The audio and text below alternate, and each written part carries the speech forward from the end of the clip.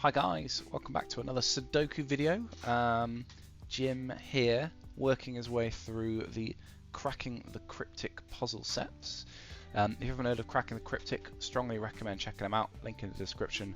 There are a couple of puzzle solving experts who have been uploading YouTube videos for years now. And they do very difficult puzzles with really interesting rules, not just Sudokus, but all sorts of things.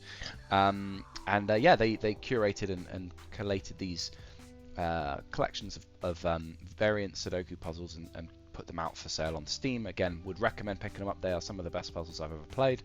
I love solving these. I'm pretty average at it, so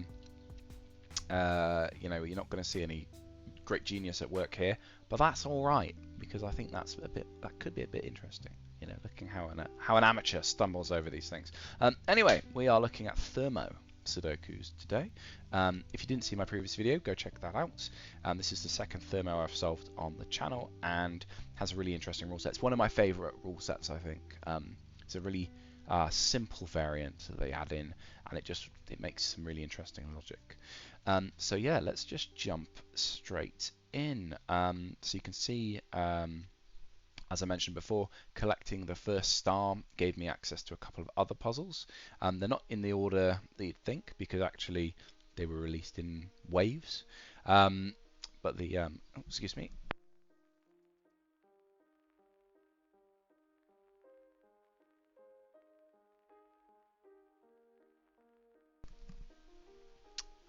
Still coughing. So I would. Sorry, I've lost completely lost my train of thought. Right. So I've got 1 star, complete puzzle 1 last time. I'm just going to stick in the order of difficulty, I think, rather than doing them in release order. So we'll go on to puzzle 61 now, which is the next 1 star on the list. And let's have a look. So as a quick refresh, Thermo Sudoku, same usual rule set that you'd expect from a Sudoku puzzle. In addition, numbers must increase along the thermometer. So this is in this set of, so for example, in this set of 4 cells here, this is the smallest, and they must increase all the way along. So if this is a 3, that would then have to be a 6 because of the 4 and the 5 in the column, then a 7, and then a 9, right? And then that would be it. So in fact, that's interesting to me already. So that the biggest digit this could be is in fact a 3. Because anything bigger, you'd run out of digits to put on the thing, and that is the logic. So yeah, let's see how we get on. I could just pop that up there actually, but I'll leave it for the time being. We'll come back to that. We'll do the thermometers in one go.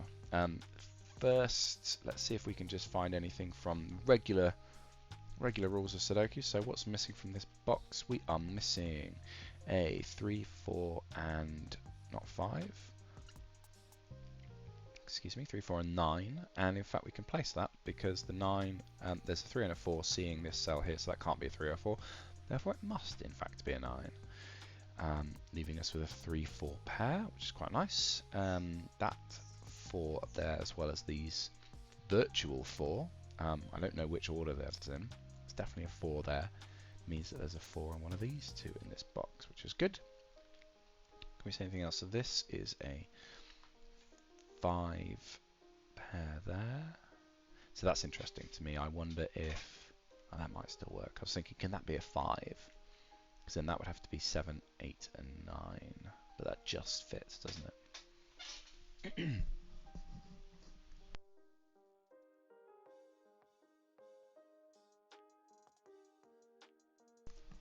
Excuse me. Right. Anything else with 5s? Oh, well, there's a 5 placeable in the grid, which is always good.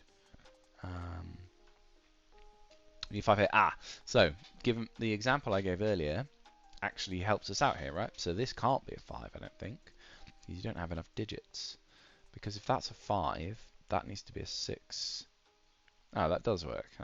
My logic from earlier was a nonsense then. 5, 6, 7, 9 fits perfectly. Fine. Never mind. So that can still be 5. Well, good thing I didn't just pencil mark that in without looking at it again. Anything with 2s? Nothing obvious. What are we missing from this row? We're missing a 5, 2 pair. Yes, I can't disambiguate those at the moment, so I'll just leave them as 5, 2.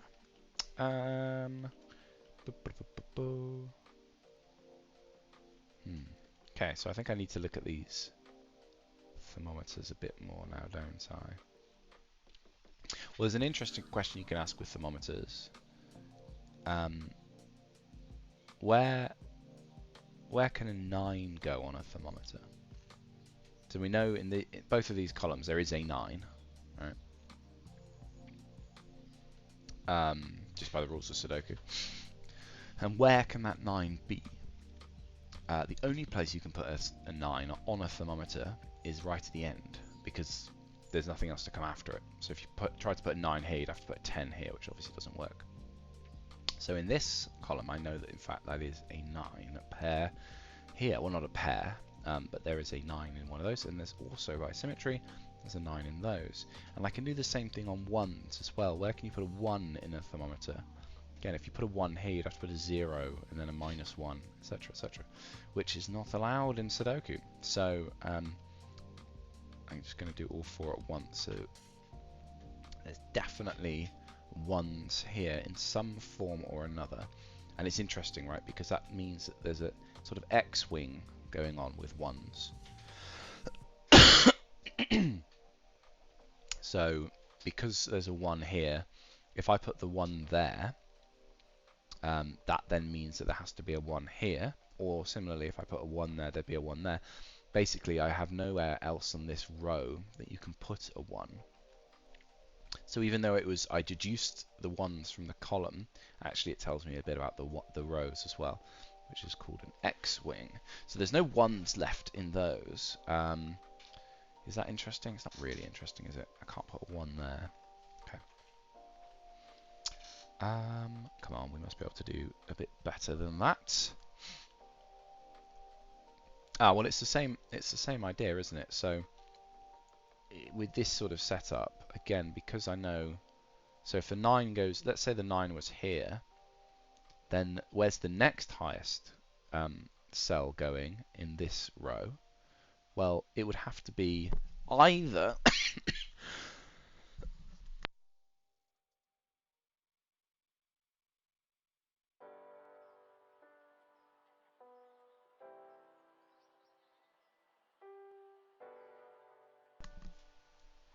excuse me, very frustrating cough this. Either, so where does 8 go in this, I suppose, is what I'm asking. So either it goes at the end of the other thermometer, or it goes directly behind the 9. So if that was the 9, that could be the 8, or that could be the 8. However, that 8 is actually ruled out by this 8 in the box. So I know that whichever this 9 is, it is sort of followed up by an 8 immediately.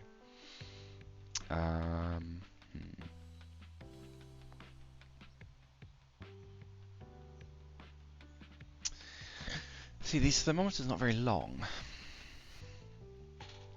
If I just go up in order 1, 2, 3, 5 is possible, but then 9, 8, 7, 6 is also possible. So you can see you get very little information. Now, what's interesting is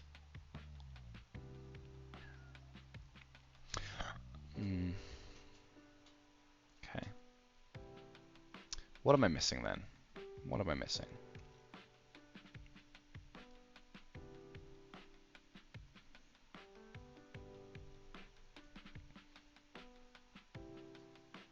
Is it something obvious with pencil marks, etc., that I haven't got around to? Well, so okay, so where can 3 go in this box? 3 certainly can't go at the end of a 4-cell thermometer. 1, 2, 3, 4. It has to be at least a 4. So 3 must go in one of these 2 cells in this box.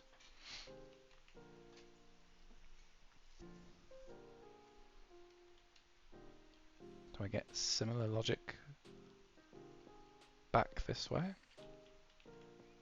1, 2, 3, 4. No. Because the 2. Well, the 2. Excuse me. I'm getting a bit frustrated with this cough. The 2, by similar logic, goes in one of these 2, so at least that's something.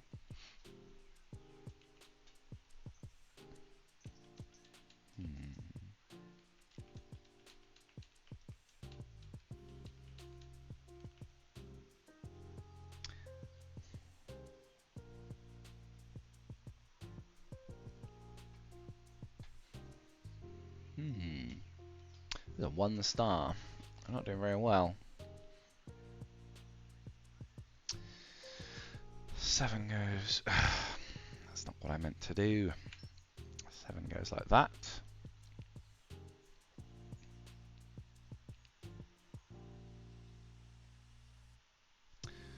4 goes like that. Ah, I was being very dense. One of the very first things I did. Can't put 4 there, can I? So that is a 3. That's a 4. Okay, this fills out a bit more of the grid. So that's a 3. Does this help?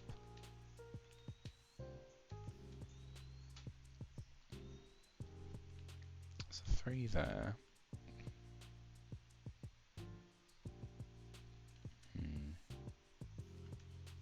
What are we missing actually? This might be an interesting one to ask. So there's 4 digits missing here. 9 and 6 are the highest. 9, 6, 2. Where does 2 go in this box? Alright, where does 2 go in this box? 2 cannot go at the end of a 4 digits at Thermo, so 2 must go here. Which gives us a 5. Which gives us a 5. Ah, here we go. Now we're breaking in because this completes this Thermo. And it completes it because there can't be a 6 next to the 5. So the next available digit as we go up from 5 is of course 7. And if we go 7, then it goes 8 and then 9. So actually we're forced into 7, 8, 9 here. And I think this is gonna work wonders. Right, so that resolves that 9 X-wing from before. And there you can see, so the 8 is indeed following up behind the 9 there. Okay, so what's the highest remaining digit in this column that I haven't placed? It's a 6, which means it must be at the end of this, because you can't put it here because there's nothing in this column that could follow it. So that is a 6. Similarly, the 1 needs to go in here, because, as I say, the only place you can put a 1 on a Thermo is at the bulb. And then what are we left with? We are left with 4 and 2. So the order of those is dictated by their size. 2 is smaller than 4 last time I checked. That sorts out this X-wing over here. We know there's a 1 in the opposite corner. What have we got going on here? 2 and 6 by the looks of things. 6 can't go there. So that's 2. That's a 6. Which means that the 8, 7 must be up here in that order. And then that sorts out that, which gives us this. So that in fact then must be a 5. And we're missing a 2 and a 3 here, which have to go increasingly up the thermometer. And there we go. And that is the end of the Thermo puzzle, basically. It's now just a bog standard Sudoku. Because we've used up all those clues, so now we just have to solve the puzzle as you normally would. So how I normally would be to start at 1s, because I'm imaginative like that. Right, so 1s can be penciled into there and there. What about 2s? 2 can be placed. That's a 2. What about 3s? Yes, 3s there. 3s there. 3s can be pencil marked there. That's a 3.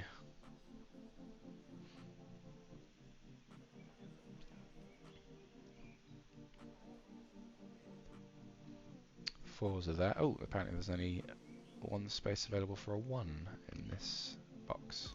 According to my previous pencil marks, which I have no reason not to trust, there's a 3 there. That's the last of my 3s. Got 1s. Not being resolved just of yet. 2 is resolved. That's my last 2. How about 4? 4 in the bottom there. What we're missing from this row, sorry, this column, we're missing 6 and 9. Can't sort that out just yet.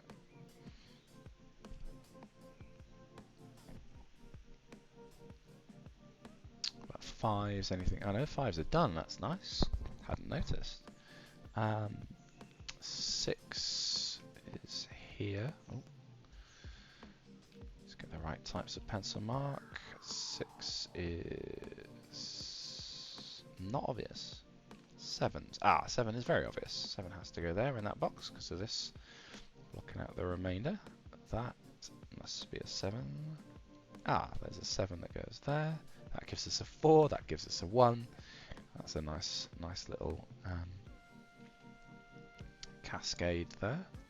Surely 1s are now resolvable. Yes, they are. There's a 1 that goes there and the 1 that goes there. Okay, excellent. Now we're just looking for 6, 7, 8, and 9s. 7, 7. Aha, that can't be a 7 because of that one. Don't know why I pencil marked that actually. That was just incorrect. That is a... Should be able to do that. It's a 9, which means that's a 6. That's a 9. That's a 6. That needs an 8 or a 7. It's a 7 in that column, so that is indeed an 8 and a 7. That's the 8 for the box. That is a 9.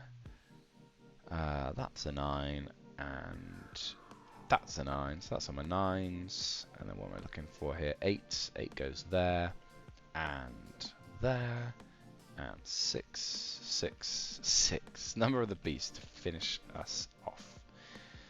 Fantastic. Very enjoyable. I do love a Thermo. Yeah, a bit tough there because the Thermos were quite short, so they didn't give you. If you have seen my last Thermo video, they gave us a 9 cell Thermo, which is just 1, 2, 3, 4, 5, 6, 7, 8, 9, which instantly is like 20% of the grid. No, that's not fair, but you know what I mean. Of the missing grid.